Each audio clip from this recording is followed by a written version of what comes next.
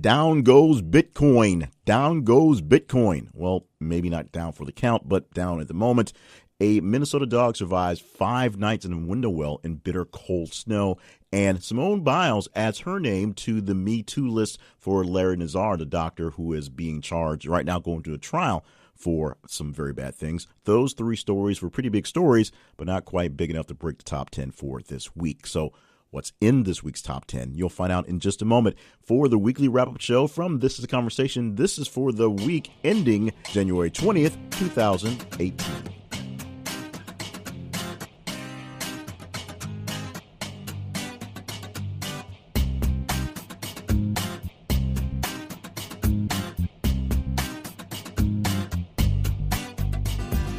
And welcome back to the show. My name is Jay Cleveland Payne. I'm going to give you what is about 45 minutes of pretty grand content. At least we're trying to do that. We're going to go over what you already know or should know. It's news stories from the entire week, going from Friday to Friday, stretching from the 12th to the 19th here in January on 2018. We're going to do some of the greatest conversations we had with you over our social media sites. Now, This is a Conversation is a website that allows you to get into the conversation with plenty of other things going on, even when the conversation in the news cycle is being overrun by larger stories. Now, here in the States, larger stories pretty much means Donald Trump, Donald Trump, Donald Trump. In other places, sometimes there may be something else out there that's dominated the news cycle. But here, when we're all about Trump for 24/7, we get a chance to put out links to various stories from around the world that are very interesting, very needed to know, and sometimes things once you see, you wish you could forget. And we get a chance to see how you react to them. Go to Twitter and follow us at th_conversation. Follow us on Facebook by going for This is a Conversation and making sure we are live and in your news feed. Or go to our main website, thisisaconversation.com, and see all the stories as they post live. Now, throughout the week, we post these stories, these links on the sites, and then we, at the end of the term, we suck down our information and put them in a spreadsheet from all the sources, add them, subtract them, do some long division, and bam, get a listing of the top stories for the week to talk about with you in this show. So to be a part of this, as we said, follow us on social media and interact with the stories as they come down. Like them, love them, hate them, share them, reply to them, comment to them, or comment directly to me and talk about the stories, and that adds in as well. In the second segment today, we are scheduled to talk to my very good friend, James McDaniel. And it's weird being in your 40s because you can say you've known people for 20 years and it doesn't seem like it's been so long. It seemed like just yesterday we were in college hanging out at the radio station together. And this guy is the man I live vicariously through. He does all sorts of I won't say odd things, just sorts of neat things in his life. He is a host of a post show for some HGTV shows. He also gets a chance to fly around the world and watch big men beat each other up doing MMA coverage. We'll talk about a lot of that stuff in his interview. Plus, he will take on the brackets game as well.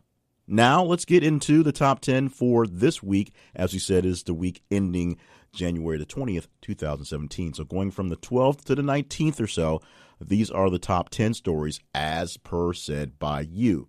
Starting off with number 10, and that is the false ballistic missile alert rallying Hawaii. Now, this barely made it into the top 10, but it is a top 10 story, and it was a pretty big deal when it happened and surprised people on Saturday, including many residents of the state of Hawaii who got a text message and had their TVs go off to a note saying a ballistic missile is en route to our island. This is not a drill.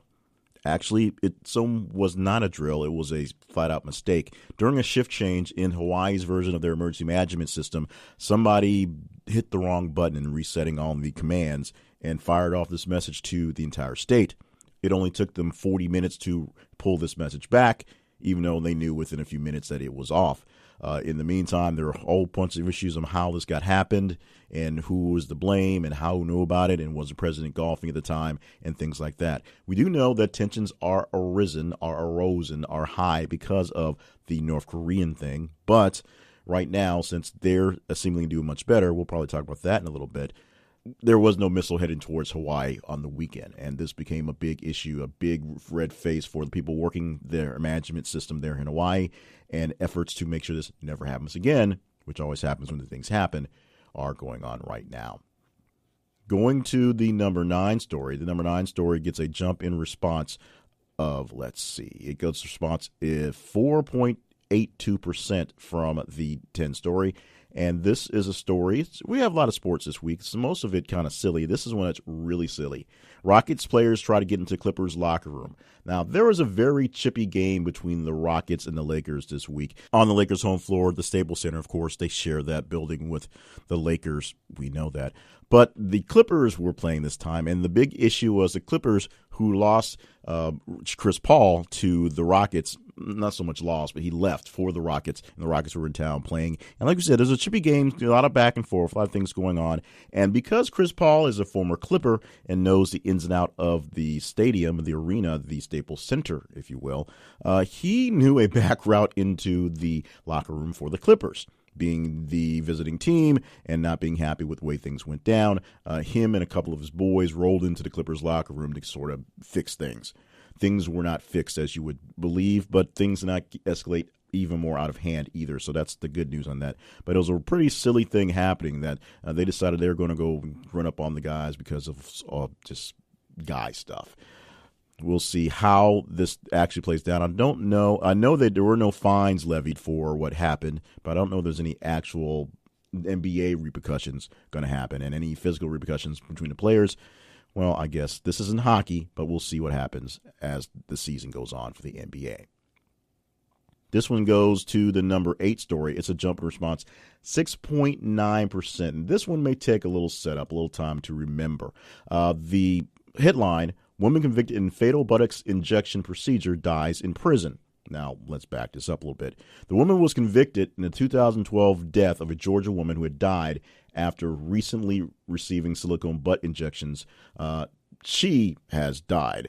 Her name is Tracy Lynn Garner. She's 58 years old, from Mississippi. She died less than 3.5 years into her own life sentence, of course, giving silicone butt injections to people, not doing it quite in the right way.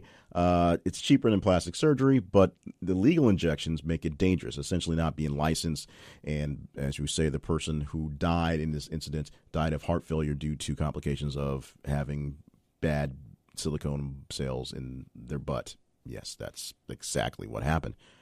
Let's move on to the number 7 story this week, more sports. A jump in response, 9.68%. Jaguars versus Steelers. Jacksonville surprise win over the surprisingly won with offense. Totally mangled that one. But the 7th story this week is a football story. A lot of football going on as we were rolling through the playoffs for the NFL. And last weekend had a matchup between the Jacksonville Jaguars and the Pittsburgh Steelers. In that game, the Steelers quarterback did not get a chance to be heroic like he's been in the past, being Ben Roethlisberger. Wow, can't say anything today. And, of course, Blake Bortles, who's had some issues in being the elite quarterback that's not, turned into the elite quarterback in this one. But oddly enough, they, being a defensive team, which got them through the season, won by having a high-powered offense for the day. Now, we'll see what happens when this Mr. Blake Bortles and his team meet up against the team in New England, the Patriots, whether the job that could not get done last week by Marcus Mariota can be done by Mr. Bortles. Can he be the true Brady killer? Can he take down Belichick? Can he take down the evil cheaters that are the New England Patriots? That was, of course, not necessarily a fact put in there. That was more commentary. But that's the matchup we have this week with the Jaguars traveling to see New England this weekend. The number 6 story this week is a jump for 8.82%. It is new California declares independence from the rest of the state. Now, this isn't really official, but here's the deal. And it's not the first time this happens where California has declared itself an official state away from anything else. In fact, California sort of likes to think it's not necessarily part of the union, but this time it's the eastern states of California basically breaking away from the West Coast, the Los Angeles, San Diego, the Bay Area, everything attached to the water part that you think of as California, the whole Los Angeles glossing stuff, and the actual agricultural, the rural, and some of the mountainous areas, basically the rest of it, decided it didn't want to be a part of California anymore because it says it's one of the 5th largest economies in the world if taken by itself. Add L.A. and that stuff, and it's more like 3 or 4. But you take away the big cities there, the big populated areas where people are along the coast, and they say they are a big chunk of the economy of the world, and they can live without Los Angeles. course, a lot of people think they can live without Los Angeles. And these, of course, just some sort of radicalized people who are just kind of openly declaring we want to be our own California or New California. But there is no actual secession from the Union, from California, from any of that stuff. No civil wars, no Bushwicks happening in California. But it is an interesting thing to chat about. And you chatted it into the 6th spot for this week. In the 5th spot, another football story, another NFL playoff story, and this is a 1.8% jump from the 6th, and that is Win Cities. Vikings stun Saints on last-second touchdown. Now, this is a big setup, so I'm not even going to get into it. If you're not a sports person, it's going to be a waste of time. But here's what essentially came down to it. Another semi-not-so-great quarterback by the name of Case Keenum is playing the backup role for the Minnesota Vikings. They had a great quarterback who got hurt, and the backup guy's been essentially teased and just prodded all year long by the head coach. The big guy they wanted stayed on the bench. They let the guy play, but he was basically said, I'll pull him if he's not any good. That being Case Keenum. Case Keenum facing off against the Saints, who have a soon-to-be Hall of Fame quarterback as soon as he decides he's going to give up his career. The problem is he hasn't won as many titles as maybe people think he should have. The Saints have had a great offense and a great quarterback. Their defenses have been kind of weird over the past decade. So the Saints and the Vikings go back and forth. Actually, the Vikings go up early and go into halftime ahead. Saints come all the way back and get back into basically a 2-point game. They have a 2-point lead with 30 seconds left on the clock. The Vikings can do their best to get in the field goal range and kick a field goal and win the game. Case Keenum, not being exactly the greatest quarterback in the world, has some issues getting them moving the ball, getting the chains moved. So on the final play of the game, 10 seconds left, he tosses a haymaker. He tosses a big one. It gets caught. The Saints defender, who is a rookie, was not in the right position to really tackle the guy. So he ducks under him, hoping to maybe knock him over or do something on that case. He didn't want to tackle him and get a penalty for grabbing him in the air and doing something weird. In turn, he knocked down the guy trailing behind him who could have tackled him with the ball. The guy catches the ball for the Vikings, runs in for a 73-yard touchdown instead of setting up a field goal, which they thought. So the Vikings win. And the really crazy thing about it is everyone's off the field. The Saints leave the field. The fans are hanging out. There's media all over the place. They have to kick a field goal because it's the rules, and they've got to find 12 people to come out of the locker room just to stand on the line. It was ridiculous.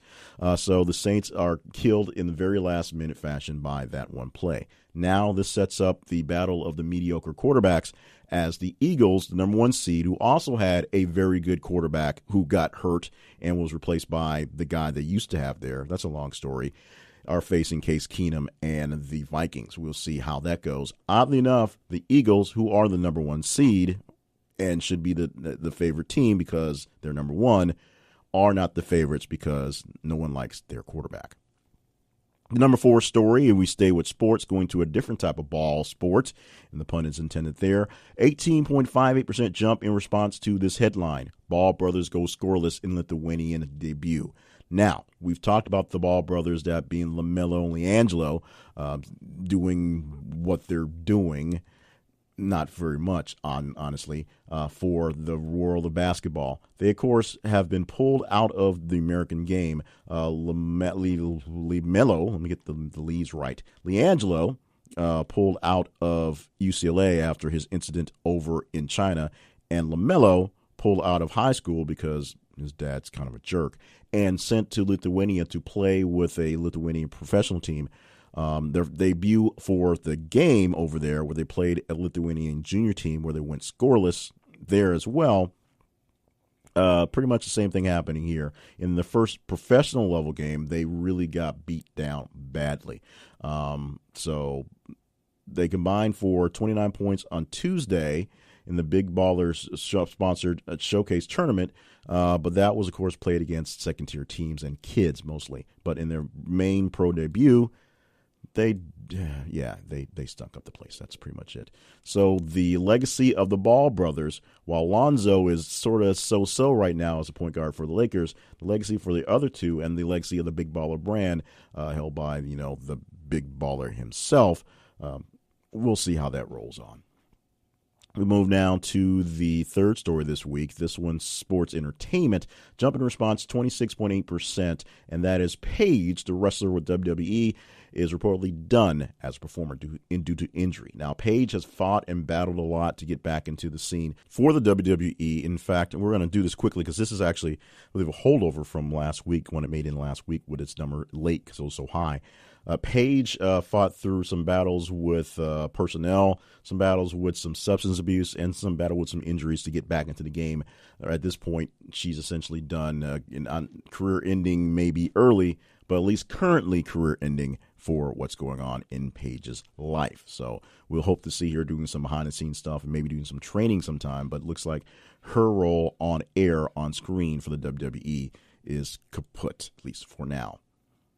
The number 2 story has a jump in response, 95.88%. Yet that big story, it was a really big one when this one popped onto the scene. And this one is actually kind of gruesome, grisly, gruesome and grisly. Phillip Danault for the Montreal Canadiens, the NHL. We don't get a lot of hockey here, but this one apparently got your interest, so we'll probably get more hockey in here. He had to go to the hospital Sunday night after tests for a head injury. He was hit in the head with the puck, and that usually sends you to the hospital. It was a pretty scary incident at the time, but he is fine. He was released from the hospital early Sunday, it looks like, resting at home for a few days after the hit. And the number 1 story this week, not a big response from the number 2, only 5.7% there, but from the number 10 story, that's the false alarm with the missile hitting Hawaii, 324%. 3,811% for the number 99, almost irrelevant story. We'll talk about that one coming up in a bit. But this was the headline that you all have probably heard by now. I went on a date with Aziz Ansari. It turned out into the worst night of my life. A lady, anonymous woman who gave her account to babe.net, which on the back end, babe.net, not exactly the kindest of magazines to men in general, gave a blow-by-blow, pun intended, account of what happened when she, met Aziz at a party, and then a few days later went out on a date with him. And it was pretty much a horny guy chasing around a girl who kept throwing up signs like saying no, essentially giving in to some things to kind of lessen the pain, and eventually being sent home in an Uber crying to herself and complaining to her friends about the thing. There are plenty of accounts at the time of messages she sent to various friends and bits and pieces of the encounter. There are accounts where they can find, yes, there were messages back and forth between her and Aziz. And there's also the account from Mr.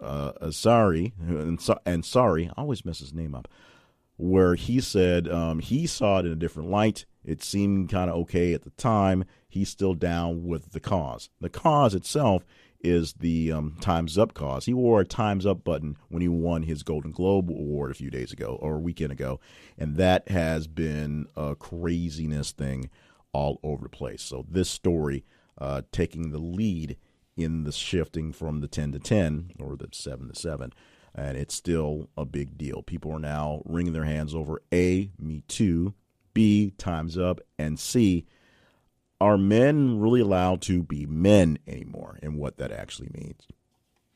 And that's it. The top 10, as per you. You told us by responding to what we had on Twitter at @th_conversation, on Facebook, This is the Conversation, and at our main website, thisistheconversation.com.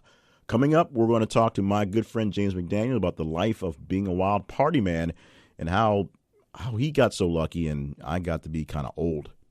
That's coming up in just a bit here on the weekly wrap-up show from This is the Conversation for the week ending January 20th, 2018.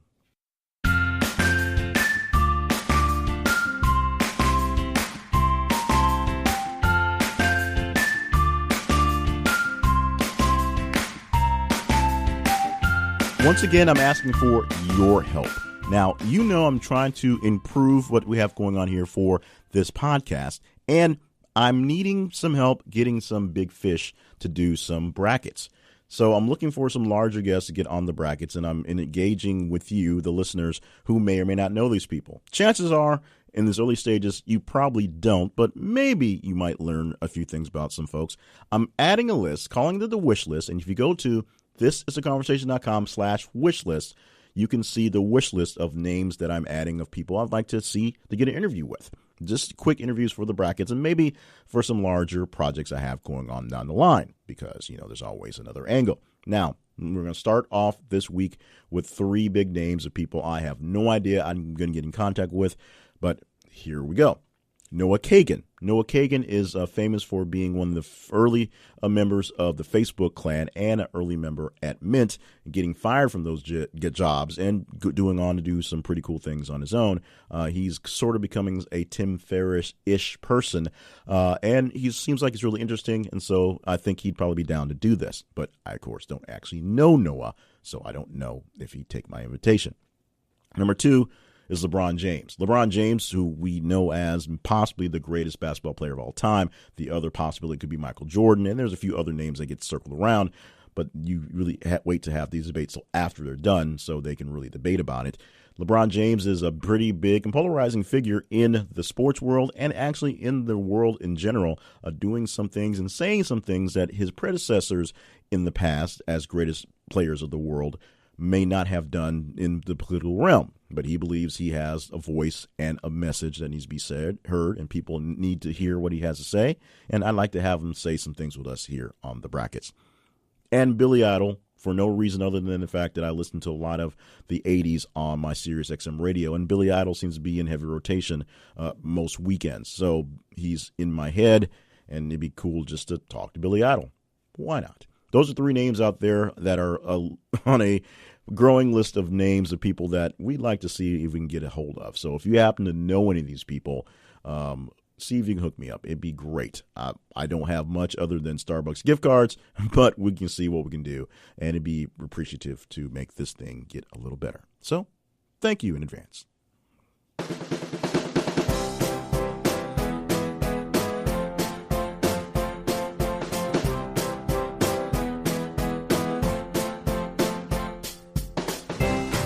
A 20-year friendship seems like a long time when you're in your 20s, but now that I'm in my 40s, this is one of the most dearest friends I have in the world. His name is James B. McDaniel. He goes by Peppermint Fatty all over the social media, and he is a guy that we together did a lot of crazy things. Some things I'm sure the statute of limitations may still be out there on back at a college radio station in a trailer off campus in Ruston, Louisiana. So we got together and we've been going back and forth on some things. And right now I had the awesome chance to catch up with him this time and have him do the brackets with me as we continue on excellence, can make sure we're having 50 guests for the season. So we just go in straight up with James, and he'll tell you about a lot of the great things he does, a lot of amazing things. He just had this wild, crazy life, if you will. And we're opening up with our brand new opening question, opening interview by just asking James, what do you do? Well, on my resume, it says producer for HGTV, which is pretty phenomenal on a resume for a big fat dude who has literally no experience with this sort of thing. What I technically do is Fixer Upper is the biggest show in the history of HGTV. After every episode is over, I go on Facebook.com/HGTV, and I start a live video to usually around 100,000 viewers, and I recap the episode. I have still photos from the episode, and basically make jokes and ask people their opinions on things, and they seem to love talking to me about it. Now, this is a pretty big thing from a guy from DeRidder, Louisiana, who got his broadcasting start at a pretty crappy trailer in Ruston, Louisiana. A double wide. I'm sorry, a double wide. I always forget. It's a double wide. You have to say that. It was a double wide trailer. How exactly did you get from that start at KLPI to where you are now? It says the most ridiculous origin story of all time, John. Basically, I had an ex-girlfriend who worked on the first season of Fixer Upper behind the scenes. She hated it. She hated the job. She hated everything about it. And she knew I had a decent Twitter following, which was not that decent. It was like 800 people at the time. And she wanted me to go on Twitter when the first episode came on and make fun of them. And I did. And I was literally the only person tweeting at that point about Fixer Upper. And the host loved my humor, even though I was making fun of him. Actually, my first ever tweet, I believe, was what's up with this guy's tooth? And that led the host to get dental reconstructive surgery on a dead tooth. And I ended up becoming friends with him over time. The ex-girlfriend blocked me on everything. And at some point, everyone in HGTV at their offices knew who I was. And so when they decided we want to do like a talking dad for Fixer Upper, like who do we go to? And apparently the first name that came up was my name, or my name on Twitter, which is Peppermint Fatty. So you saved the show. You saved HGTV. Clearly. Actually, they do give me a lot of credit for them being the first show that's ever trended on Twitter. They said they think I have a lot to do with that. I think that is vastly overstated, but I think it's the most ridiculous way a person has ever become a producer for a television network. Now, as I tell people, you are the guy I live vicariously through. We were only like 2 years apart in age. Still, I'm living vicariously through you in your youth. One of the biggest things you got a chance to do, and I guess you still do, though your travel schedule, I guess, has been kind of stymied, is follow the combat sports, specifically the MMA stuff. Now, I need you to first tell me, I'm going to ask you a specific question, then you can talk about MMA for another minute or so. Do I care about Rampage Jackson versus Chael Sonnen coming up? And, well, do I care about the Paramount Network either? Do I care about this fight at all? And then tell me about how combat sports is still going strong. If you want a fun fight, you care about this fight. If you want a technical, high-level fight, you don't care about this fight at all. Technically, the co-main event featuring Rory McDonald going for their welterweight title, that should be, in a pure sports perspective, that should be the main event. It's very, very high-level MMA, but they put together a really strong card here, and they want to get eyes on it. Chael Sonnen and Rampage Jackson are the big names. But in another way, here's one reason you should care about it. Bellator is doing something that hasn't been done in years and years in MMA. They're having a heavyweight tournament. They're doing it one fight at a time, and this is the first one. So Chael Sonnen, who always competed at 185 pounds, and Rampage Jackson, who always competed at 205, they're now in this heavyweight tournament to determine who is going to be Bellator's heavyweight champion. And I think that's really, really cool. The Paramount Network is interesting. I don't think that's the best name, even though you have the weight and the gravitas that comes with the name Paramount. It's a lot to say, the Paramount Network, Bellator on the Paramount Network. I'm really interested to see where this is going, how they're going to rebrand themselves, and how well Bellator fits into that. Viacom seems to be all in on Bellator and in trying to compete with UFC. They've been making really big moves lately to try and compete. So I'm really fascinated in where this is going. So in that sense, I think you should kind of care about it because it could end up being a big deal. Not to get too much off time, but remember back when it was Spike, they were really big in on TNA wrestling, and that didn't quite work out so well either. No. Actually, when they were the national network, they went in with WWE wrestling. Of course, they went back to USA back then, so that was kind of a snag there. But wrestling didn't work for them. You think that really MMA is really going to keep a channel alive or rebrand it into something more national, if you will? I think MMA has the potential. You know, one thing with Fox, the UFC, they have this UFC deal that's about to run out. And the thing is, no one would know that Fox Sports 1 even existed without MMA. And I think that's one of the reasons that the Paramount Network has kept them around, where they're dumping so much of the purely young male shows that they've been running at Spike TV, because Bellator gets pretty good numbers. They've actually beat the UFC head-to-head on a couple of occasions, usually against a very, very weak UFC card.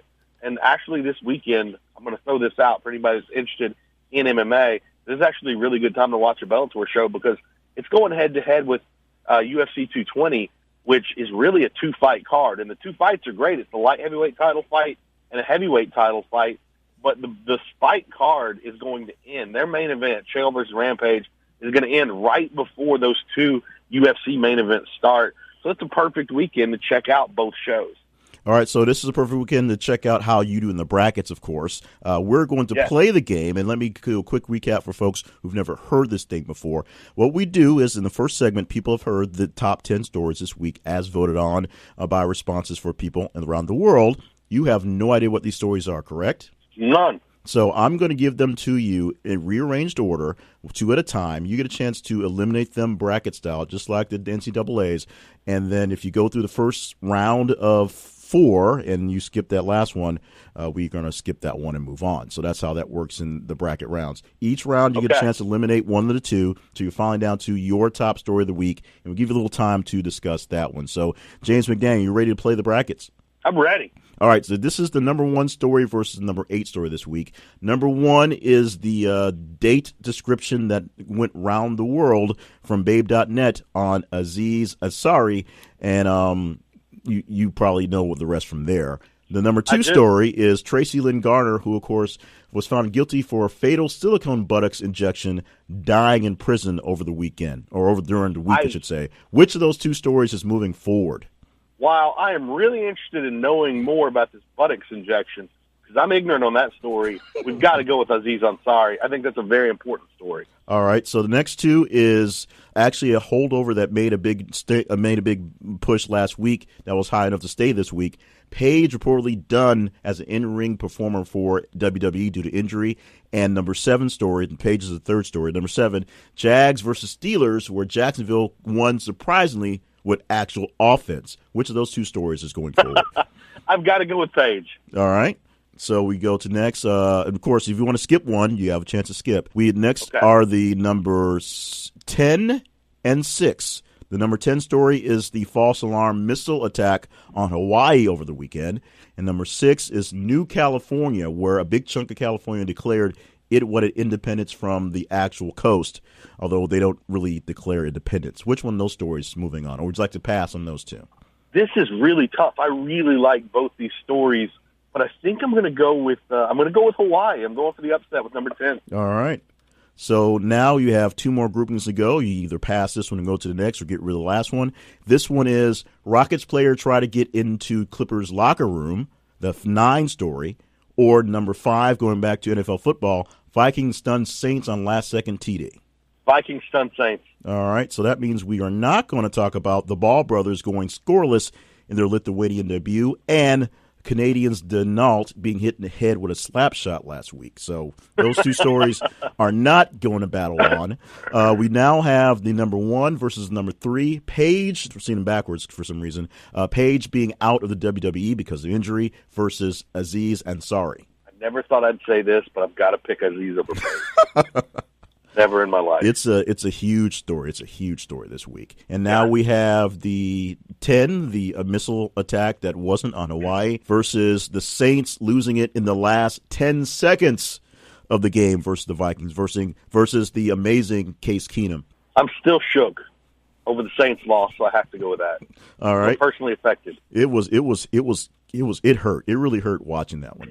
The number 1 versus number 5. Which one were we talking about? We're talking about Aziz Ansari and the date that was consensual that wasn't consensual, or the Saints. I guess technically they didn't blow it, although they did, versus the Vikings. They did. I've got to go with Aziz. I think I've got a little more to say on that than the Saints loss, which is just heartbreaking. All right, so let me open up the setting on what the story is, and then you can go into it any way you want to. There was a story published in Babe.net, or on Babe.net. It was an anonymous account, and I believe they called her Grace in the story, of a woman who met Ansari at like last year's Golden Globes, and they met because they both were taking pictures with old-school film cameras. When she was in New York, they went on a date, and the date went horribly awry, where Aziz was, or Ansari was essentially, as she said, something like acting like a horny teenager for the bulk of it. Sent her home in an Uber crying. There are a lot of texts between her and friends. There's some texts between her and Ansari. He says he thought everything was cool. Everything seemed to be consensual. She says she kept saying no and gave very clear signals, and he just didn't get it. So your take on the story, Mr. McDaniel. My take is that this woman's anonymous report sets back the Me Too movement and kind of the women's movement a lot. And it could be the thread that unravels the Me Too movement. When you look into the story, she says, he ignored my nonverbal cues over and over. She never actually said, and she, by her own testimony or her own admission, she never actually says no, stop, any of that, until a point she finally does, and he says, okay, that's cool, let's just watch Netflix with our clothes on. And there's been a number of phenomenal op-eds about this. There's one with the New York Times. Female CNN anchor actually did a special open letter to this Grace, basically reiterating the same thing, saying, look, you had a bad date. You could have removed yourself from the situation. When you did verbally express that you weren't into what was going on, He was willing to just hang out clothed and end all of that. And by trying to say this was sexual assault or sexual harassment, which by the definitions that exist now, this was not from her story, it really serves to hurt the movement. And that right now we've got this wonderful watershed movement where all these abusers are getting called out. And while I do think they should all face due process, most of the people that have been called out, like the Harvey Weinstein, seem to, at first glance, be absolutely guilty of what they're accused of, and they're suffering the consequences, and that's a good thing for society. But when you start having things get very trivial, like I had a bad date and I left crying, and to try and end somebody like Aziz Ansari's career, who probably does act like a horny teenager, because that's probably kind of how he is in real life, that, to me, it takes away a lot from people who have actually been raped, who've actually been victims of physical, sexual assault. And to me, it's a little bit of a slap in the face to them and the movement. And I'm really glad to see the Internet is not just going with pitchforks after Aziz like they have most everyone else. And they're actually reading this account and saying, hold on, this doesn't sound illegal to me. This doesn't sound egregious to me. And I'm kind of happy that's happening. But I do worry that it's going to hurt the next person who's been holding back, putting together their case, speak out against someone who's actually hurt them in a very deep and meaningful way. I'm more than kind of happy. I'm very happy we finally caught up. It's been a while since we get playing the phone tag game, but thank you so much for coming on and joining us and hanging out with us. Tell the world how they can find you in your various pursuits. Yes, find me online on every social media as Peppermint Fatty, except for Facebook, where I'm at James B. McDaniel. If you have any questions or anything, you can hit me up, james@puncherschancemedia.com. And, John, I'm going to announce to the world here very soon, it's not up yet, ProWrestlingTees.com/Peppermint Fatty. Wow, that sounds awesome. And, of course, the man who saved HGTV. So you are responsible for Fixer Upper and every other thing down. Now, are they going to leave the network now? What's the deal with that? Real quick. They are. This is the very last season of Fixer Upper when they're kind of at their height. The end of last season, they were the number 2 show on cable behind The Walking Dead. They're still going strong, making tons of money, and they said, that's it. We're done. We're walking away. Joanna is pregnant right now, but she only just found out. I don't think that was the reason. But I can kind of assure you they're going to be back on television at some point in the very near future. Too big for basic cable, I guess, huh?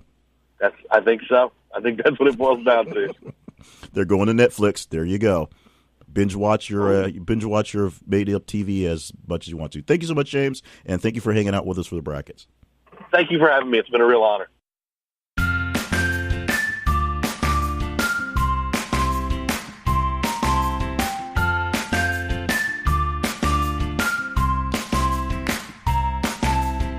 A very quick word on Coffee for Less. They offer up, just as they say, coffee for less. If you're looking for a way to save on some of your business expenses or maybe your home expenses, Coffee for Less has the deals for you. They give you coffee pods, they give you ground beans, they give you all the packets that are ready to go into your coffee maker. They also give you tea and hot chocolate and all sorts of different hot beverage and almost cold beverages. I guess you brew them hot and they turn cold if you want to. But what you really want is a discount, and they can give you great discounts at Coffee for Less. And we give you an extra discount by going by our website, thisisaconversation.com/coffee for less, and getting on a great deal for Coffee for Less. That's what you want. That's what they offer. Coffee for Less.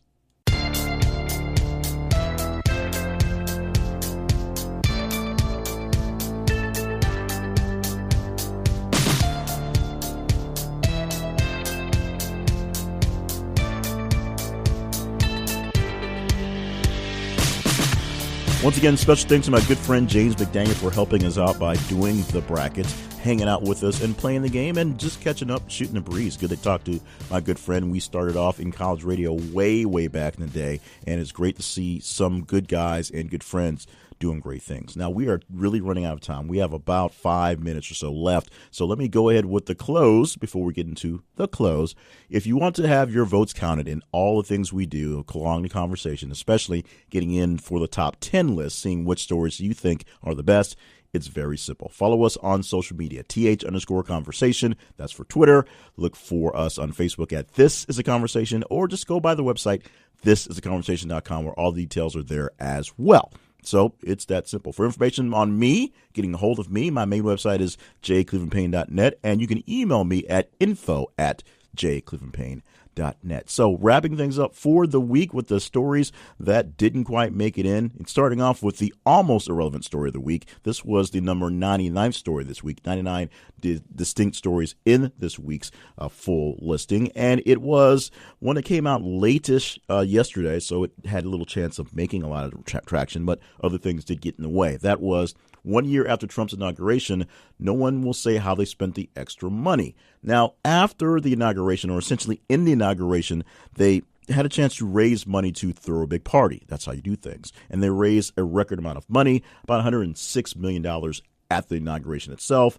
And they had a party, they had a few parties, and then the money just sort of disappeared. No one seems to know exactly where it is, who spent it, or if it was spent. So maybe it's in Russia. We don't know. Now, the rounding out the top 15 for the week, stories that didn't quite get into breaking the top 10.